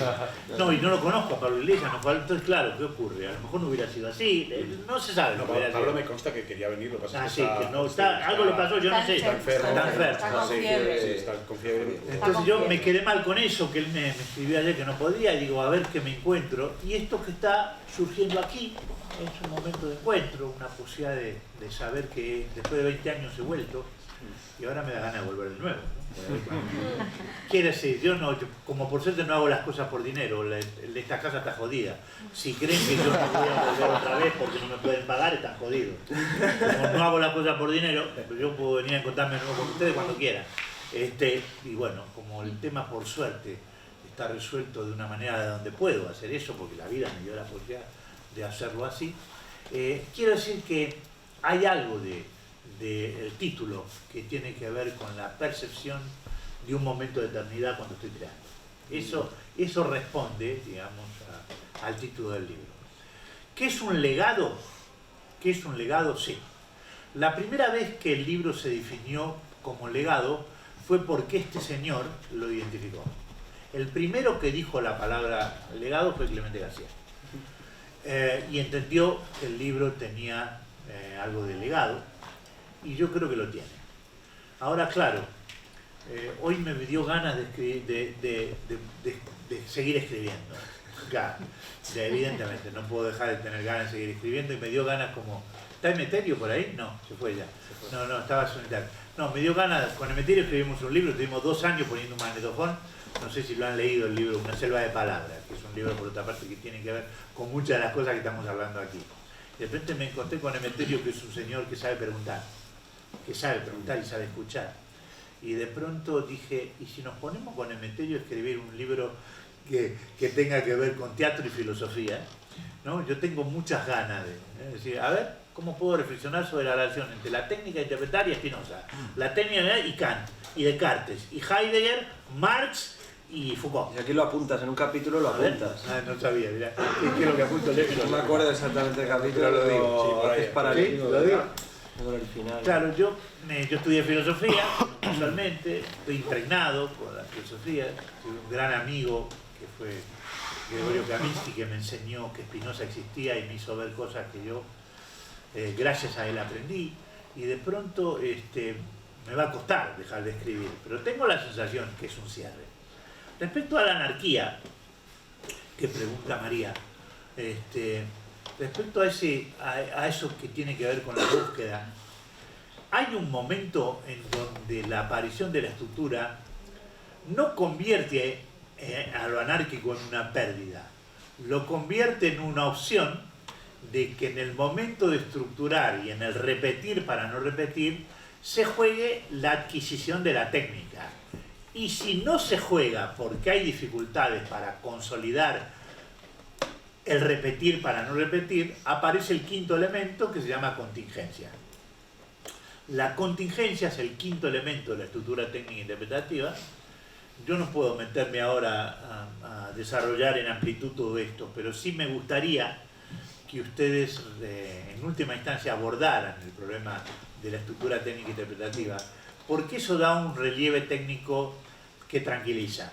Si uno sabe a dónde tiene que llegar con lo técnico, no es que todo vale, es que todo va en una dirección y acaba formalizándose en una estructura que tiene un quinto elemento al final, que yo denomino contingencia, que se nutre de 3 elementos, que son impulsos, contradicciones y silencios. Y esos 3 elementos que son contingentes se valoran respecto a ese instante de eternidad que recuperamos, allí donde soy responsable de que eso que puede empezar a aflojar en cuanto a su vitalidad, al nivel de vivencia, al compromiso, sea reestructurado en el mejor de los sentidos con la aparición de la contingencia. Esto está muy claro en Repetir para no repetir, en el libro que escribo después de hacer actuar, que es el libro que escribí cuando dejé la cátedra en esta casa, ¿no? Que me fui porque pedí un año de excedencia y no me lo dieron. ¿Vale? Pedí un año para escribir ese libro, no me lo dieron, y de repente sentí que si no me lo daban, en un país donde no hay año sabático, cosa que hay en la mayor parte de los años, en la parte de los países En México, digamos, es normal, el año sabático es y yo planteé que lo pedía para escribir un libro, que era hacer actuar, no me lo dieron, y de repente sentí que si no me lo negaban, me lo tenía que tomar, y ya dejé la escuela y no volví más. Así fue, ¿eh? Ni más ni menos, yo lo dejé, qué sé yo, era editor Juanjo Granda, y me dijo, no, si me hubieras dicho, yo hubiera con mano izquierda ido al ministerio y hubiera conseguido, y a mí me pareció que no tenía que ser así. Que yo no tenía que hacerlo con mano izquierda, que era, yo presenté un proyecto, era claro, no hacía falta pedirle a Juanjo que interviniera, ¿no? Y no, como lo hice por vía, como creí que tenía que hacer, pues no me lo dieron y me fui, y dejé esta casa. Hace ya más de 20 años de esto, ¿no? Que lo hice, y bueno, creo que tenía que hacerlo, lo hice. Hacer actuar se convirtió, pero en mucho. Esto no define nada, pero lo cuento porque es así, en el libro más vendido. Yo tengo 10 libros. La mitad de los 10 libros que se venden son hacer actuar. Va por la 8ª edición. Quiere decir que ese libro que no me dejaron escribir era el que yo tenía muy trabajado para poder orientar todo, muy pensado para poder escribirlo, y acabó siendo este libro que en última instancia en España, donde no hay mucha gente que escriba teoría de la técnica, debería haber sido favorecido por el Ministerio de Educación y no castigado, ¿no? Sí, pero bueno, así fue. Yo voy a hacer una parte. Los profesores de esta escuela, así como vosotros y vosotras, estamos adscritos a las enseñanzas secundarias mezcladas con algo de las universitarias. Y uno de los problemas principales que hemos tenido los profesores, como le pasó a Jorge, es las horas que tenemos para investigación, que no se contemplan. Entonces nosotros, o sea, cuando damos clase aquí, es todo horas de clase. No nos dan esta cosa que tiene la universidad de poder investigar, escribir un libro sin problemas, como le pasó a él. Cierro paréntesis, ¿vale? Para que veáis la realidad también laboral de vuestros profesores y profesoras. Entre otras cosas porque la investigación no está valorizada suficientemente, ¿no? No está valorizada. Entonces, como si partimos de la base de que lo que más se valoriza es la naturalidad, entonces ¿para qué hay que estudiar, no? Natural puede ser cualquiera, ¿no? Un ciego de la 11 no puede hacer un ciego en el escenario, no tengo la menor duda. Un ciego tiene que ser construido por alguien que no sea ciego. Eso es lo que a nosotros nos interesa. No se trata de que sea natural porque es ciego. Entonces eso es más fácil. No, tenemos que saber que se trata de construir una ficción. Y en esa ficción hay que tener recursos, si no, no se construye. Ahora, si la naturalidad vale, pues por eso ustedes ven que hay muchos directores que prefieren trabajar con gente de la vida, con gente que no ha hecho nada, que se valoriza la naturalidad. Bueno, es otra cosa, qué sé yo, acaban siendo una especie de documental, ¿no? Que aparece como reacción frente a la propaganda, pero bueno, hay de todo, lo que quiere decir que la naturalidad es... Perdón. Una preguntina. Sí, allí, por favor. Ha hablado del proceso de ensayo y de descubrimiento y de los límites del lenguaje. Pero, ahí arriba. Sí. Pero, ¿qué busca usted en un texto? ¿O qué valora en un texto? Sí. Valoro la capacidad que ese texto produce de poner en juego ciertas cosas. Yo entiendo cuando leo el texto que esto me propone trabajar un objetivo que quiero para ir descubriendo desarrollos de acciones que me lleven a que ese texto aparezca, pero resignificado. Porque si no aparece resignificado, el texto aparece ilustrado. Que si, ¿qué pido en última instancia en el ensayo a la hora de ver la relación que ese texto puede llegar a tener con el desarrollo de la conducta del actor? Que seamos capaces de construir acciones sorprendentes y originales, que finalmente permitan que esas acciones nuevas, sorprendentes y originales, me vayan llevando a que ese texto vaya entrando, asimilándose y estableciendo una relación estrecha entre lo que sería la conclusión definitiva, el cuerpo habla. Hay una conexión entre el cuerpo y la palabra que pretendemos descubrirla en el trabajo de ensayo. Dice, ¿qué garantías hay de que eso se produzca? Cuando hay mucha técnica adquirida, sin duda se produce. Si no, el problema ¿cuál es? Que el actor trabaje con miedo y todo el tiempo esté tratando de explicar con el cuerpo algo de lo que está diciendo, con lo cual las acciones normalmente son descriptivas, son explicativas. Entonces, ¿qué ocurre? Subrayan, con el cuerpo lo que están diciendo con la palabra, ¿no? Bueno, son situaciones de trabajo que crean problemas en relación a cómo se resuelve eso en el marco del ensayo, algo que yo entiendo que no se puede resolver en otro lugar.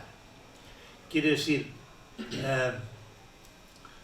vamos a ver, pasan cosas en los ensayos, sin duda alguna, y pasan cosas que tienen que ver con desarrollos, rupturas, viajes que no estaban previstos de antemano.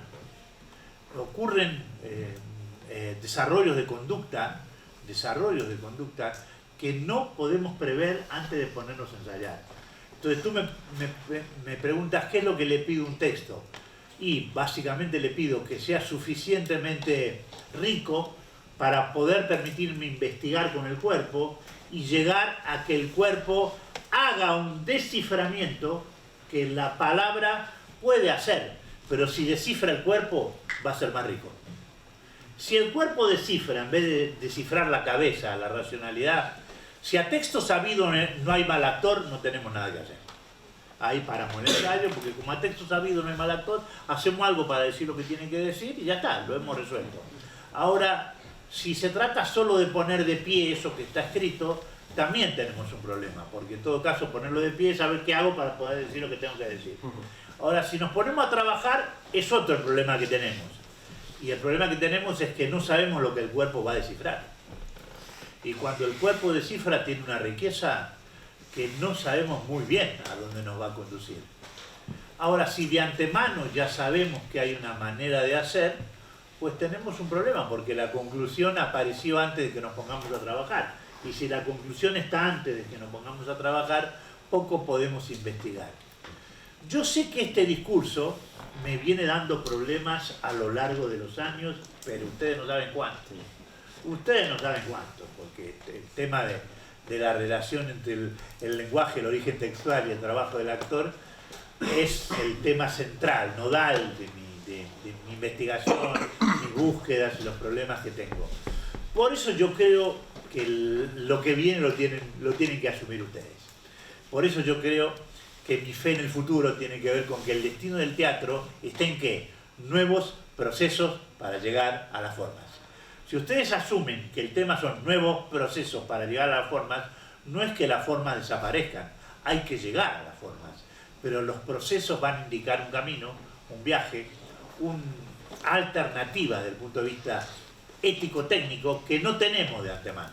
Hay que ponerse a trabajar y hay que ver qué camino, ¿no? ¿Qué desarrollo toma todo ello? Yo quería matizar una cosa de Jorge, si me permite.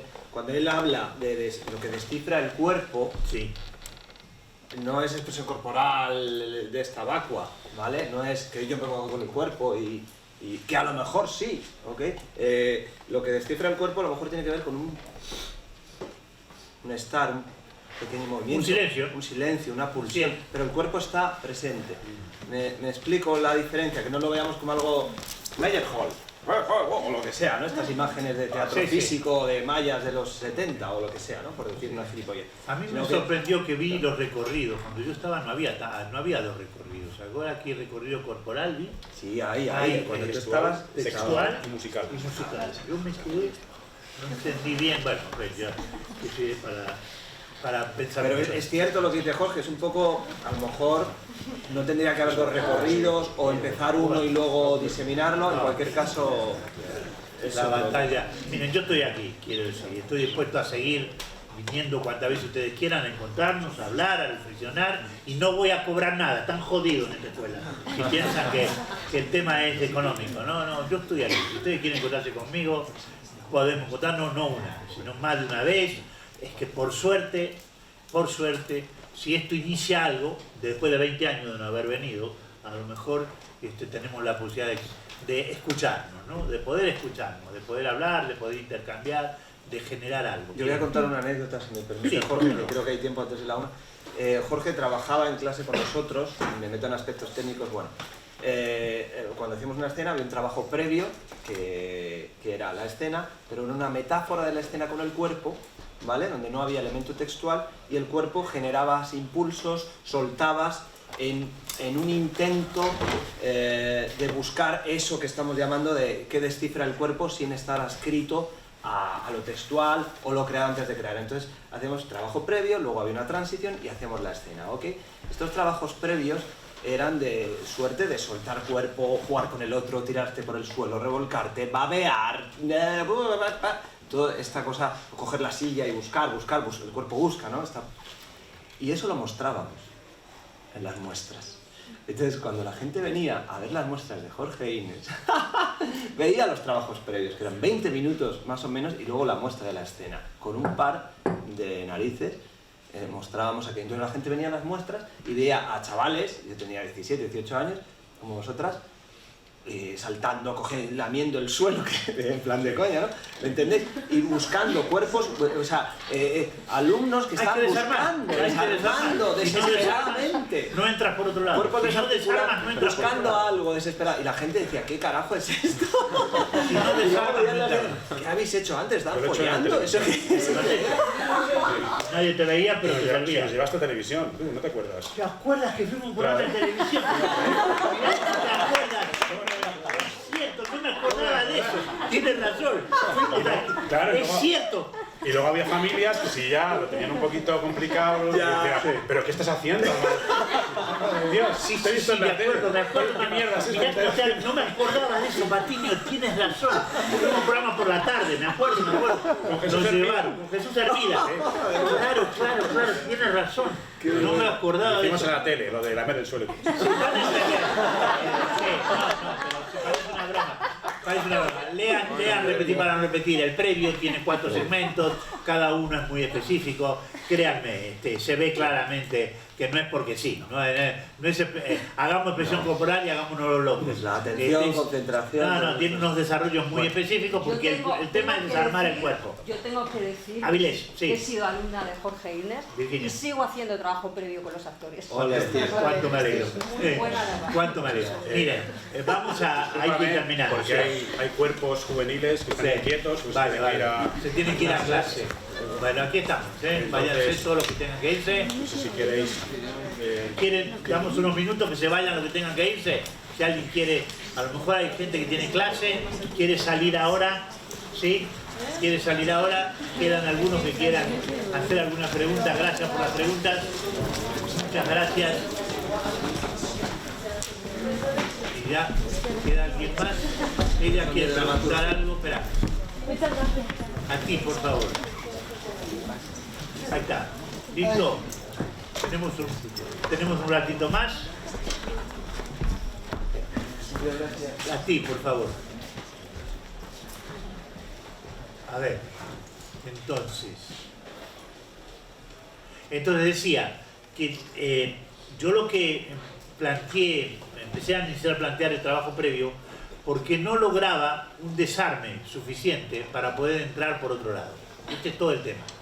Si yo quería plantear una búsqueda que tuviera que ver con recursos que no sean de índole racional, de hacerle caso a lo pensado, negociar entre lo que pienso y el desarrollo de la acción, si lo que intento es que podamos asociar que primero está la acción y luego el pensamiento y no al revés.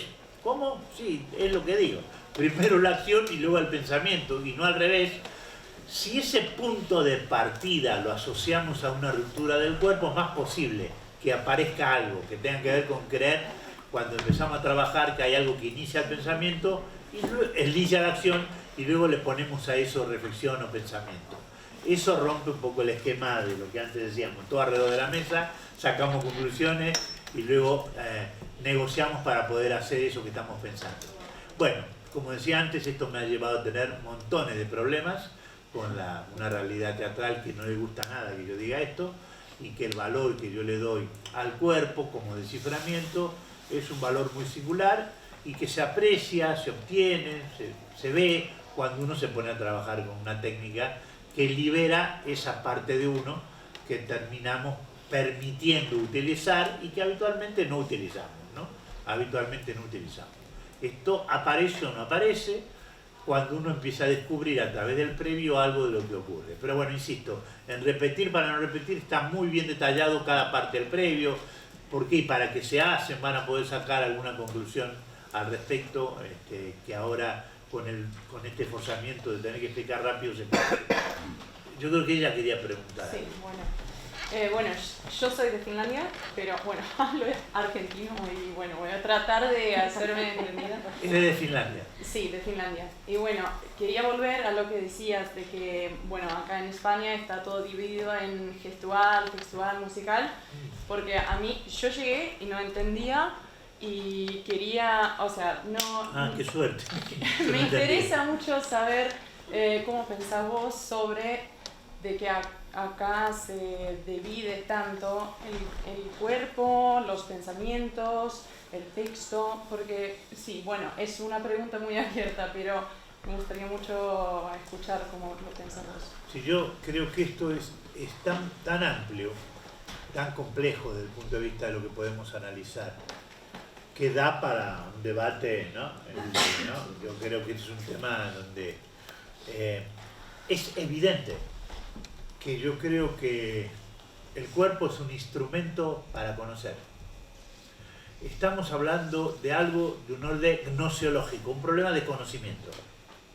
Ese conocimiento, si está muy determinado por algunos condicionantes, como lo que estás planteando desde el punto de vista de los distintos desarrollos, baja muchísimo el lugar del actor, el lugar creador del que actúa. Lo pone en situación de búsqueda de resultado antes de tiempo. Estimula la aparición de algunas cosas antes de tiempo. En vez de integrar todo en un precisamente procedimiento que haga posible que aquel que para mí determina la esencia de lo teatral, que es el actor, pero esta es una postura mía frente al problema de lo que valoro desde el punto de vista del proceso creador, reduce muchísimo el ámbito de la construcción del objeto artístico. Nosotros estamos, en el fondo, hablando de ¿qué? De la construcción de un objeto artístico, número uno. Número dos, ¿cómo se construye el objeto artístico? ¿Con técnica o sin técnica? ¿Vale? Si uno no tiene técnica, ¿uno qué hace? Copia la vida. ¿Sí? Si uno no tiene técnica, uno copia la vida. Porque ¿qué hace uno? Vivimos en realismo. Entonces, si no tenemos técnica, copiamos la vida, la de todos los días. Dos, si uno tiene técnica, usa el ensayo para descubrir lo que no estaba. A partir de ese descubrimiento aparecen cosas que antes de que llegáramos no estaban. Cuanto más recursos integramos frente a lo que es el problema del conocimiento, cuerpo, palabra, sonido, cuanto más integrado está, yo creo que es mejor desde el punto de vista de lo que le pedimos a un actor. En líneas generales, muy macro, esta es la respuesta que te puedo dar. Si quieren que nos pongamos a estudiar, esto es mucho más amplio y en todo caso, si lees Las 25 Ventanas, que es el máster de dirección escénica que yo dicté en la Universidad de Antioquia, ¿vale? En todo caso, ahí lo puedes ver. Y si no, acaban de contratarme para una diplomatura que hemos hecho de 9 meses, que terminó hace un mes en la Universidad de México, en donde los mexicanos de la Universidad de Veracruz hacen una diplomatura TIGE, técnica interpretativa Jorge Inés. Le pusieron ellos, yo no le había puesto TIGE, ellos le pusieron técnica interpretativa Jorge Inés. ¿Por qué sale esta diplomatura que terminó hace un mes, insisto, y que se va a volver a hacer el próximo año? Porque creen que esto que estamos hablando vale la pena de ser sistematizado en un lugar donde los alumnos que están perteneciendo a la Universidad de Veracruz se integren en esto que es posterior a su formación. Es una diplomatura.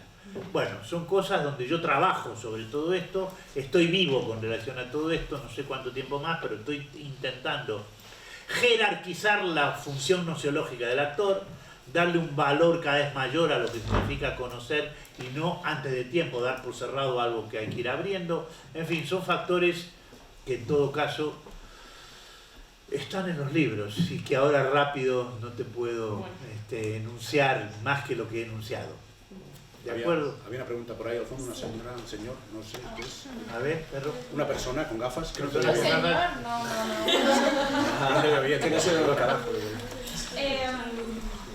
Que a mí me surge la duda a la hora de preguntar al cuerpo, Sí. realmente cómo empieza ese trabajo internamente, si hay algunos parámetros o estrategias para, pues a la hora de ponerlo en práctica. Porque lo veo, lo entiendo de una forma muy abstracta, pero ahora si me pusiese a trabajar desde ahí, pues no sabría muy bien cómo. Un ejemplo. Sí, sí. Me salgo. Dale. No, yo te digo algunas cosas que evidentemente son teóricas. Sí. Son teoría de la técnica, aquí, en un encuentro con ustedes. Después esto hay que, evidentemente, convertirlo en praxis.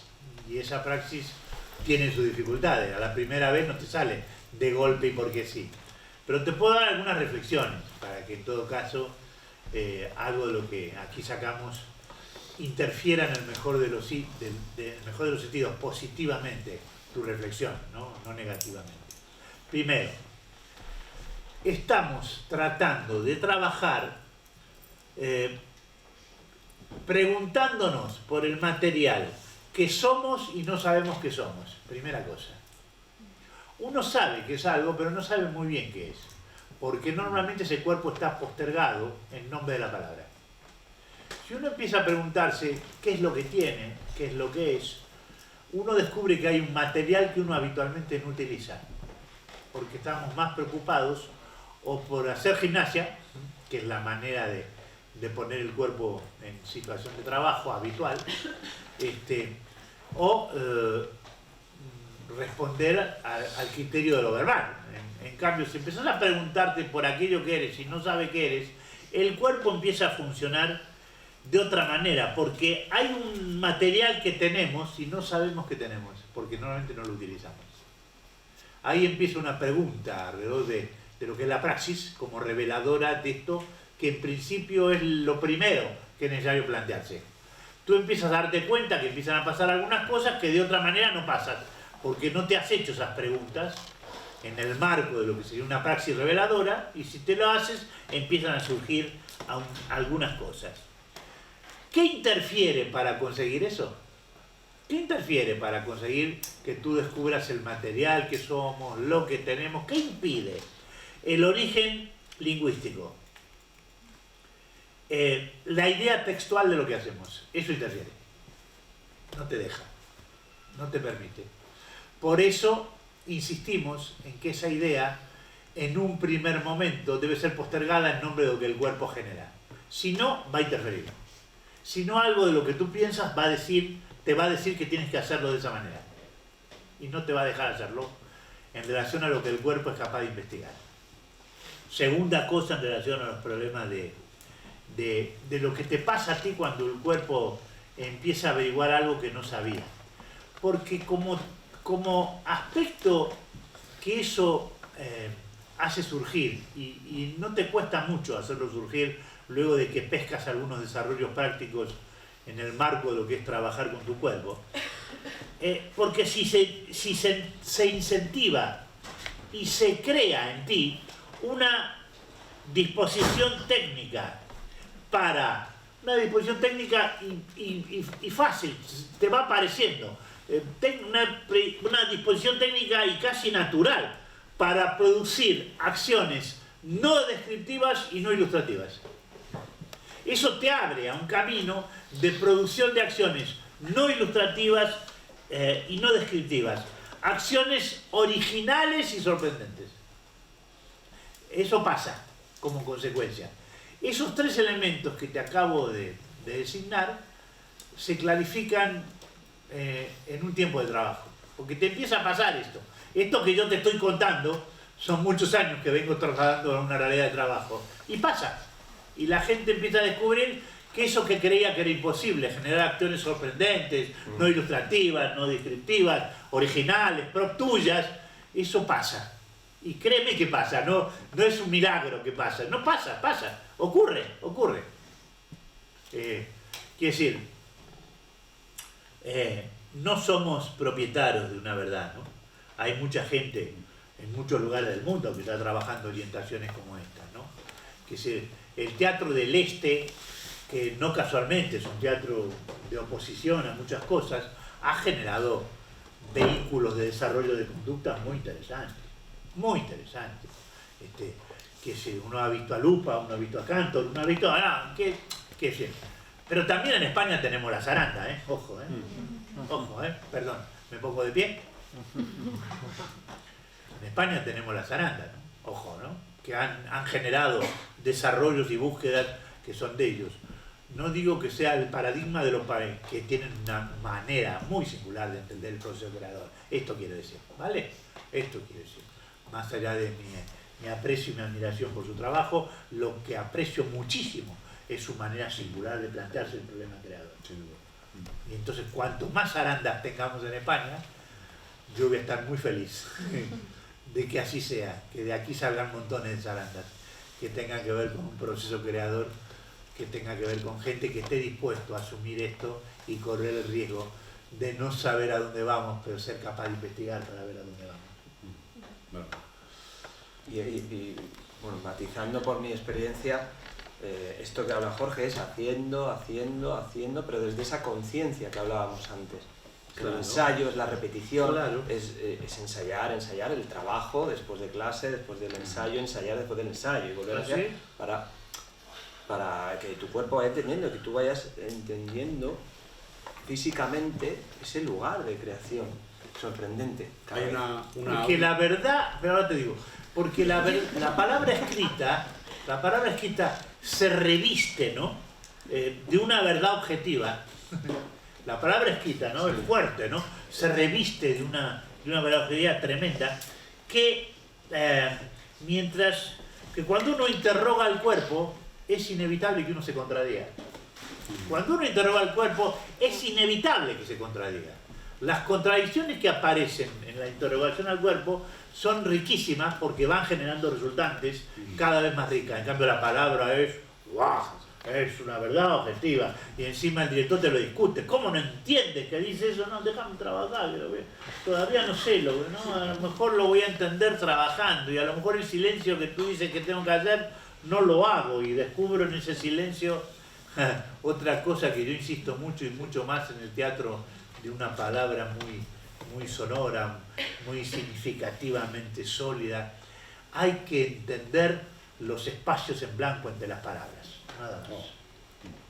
Sí, eso es lo que hay que entender. La palabra no, hay que entender los espacios en blanco entre las palabras. Y trabajar con los espacios en blanco. Es metafórico, para que ustedes entiendan que donde nos la jugamos es ahí. No jugamos es ahí.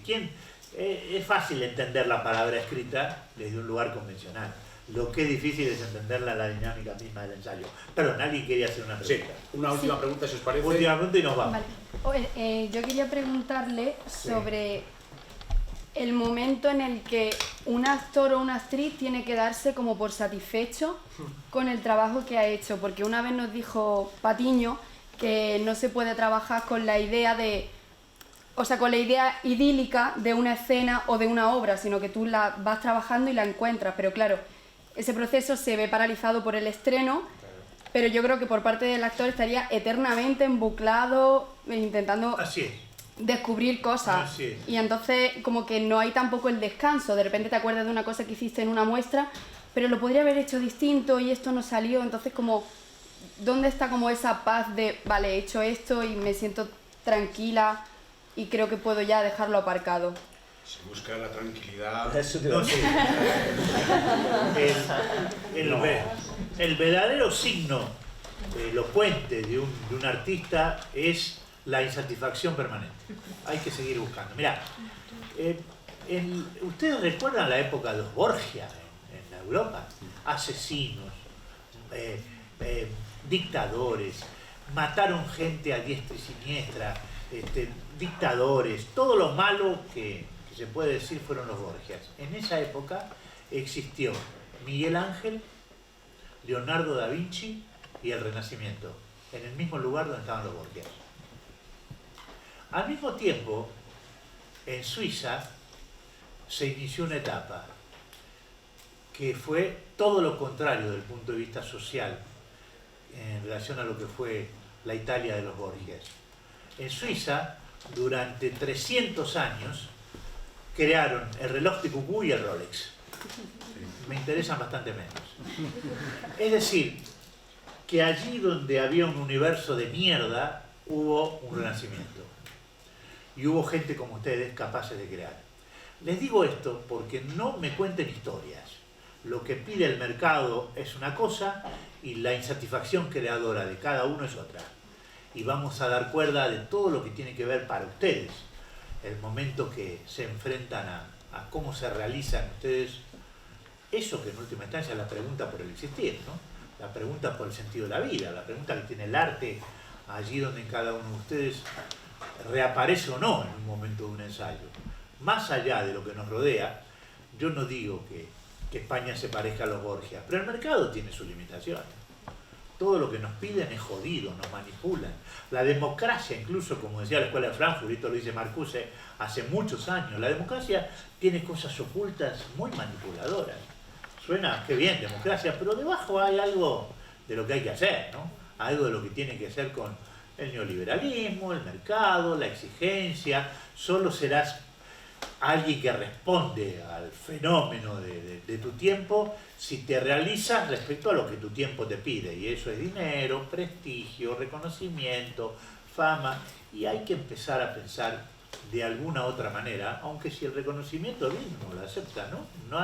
Pero no hay nada que hacer con eso que tengan que ver con que estemos enfermos de búsqueda de ese tipo, ¿no? Hay otras cosas que vale la pena afirmar hoy aquí para que ustedes se la lleven con el deseo de seguir pensando alrededor de todo esto. ¿Listo? Muy bien, pues muchísimas gracias, Jorge. Creo que ha sido un encuentro fabuloso, interesantísimo, y espero que sea como tú has amenazado. Sí, yo los amenazo. Depende de ti. Muy bien. Yo sé.